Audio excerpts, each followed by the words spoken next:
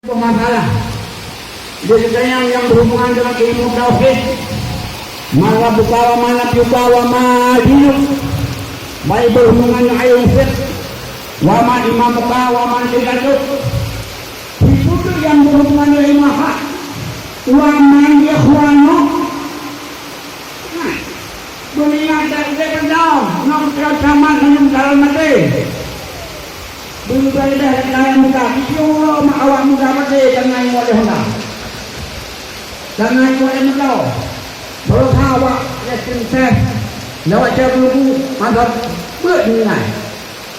Pada padang buat aku berjalan.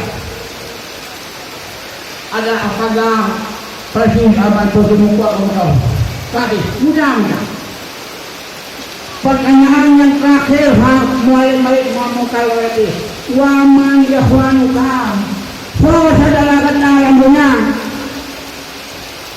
boleh jauh baru dia jauh ulang agama Islam ulinya Islam ulangnya agama yang saudara lain baru dia jauh dalam dunia kita selalu ada ukhuwah ada persaudaraan nak kasih sayang, nak apa-apa rasa ibadah hati. Tapi nyo dalam dunia gaduh kamuklau, dalam dunia gaduh sentimen, karena permasalahan, timbul sentimen yang abadi, bahkan timbul kriminalitas. Nyo hai timbul lemah, hanya jauhnya. Waman yakhwanuka, siapa temanmu?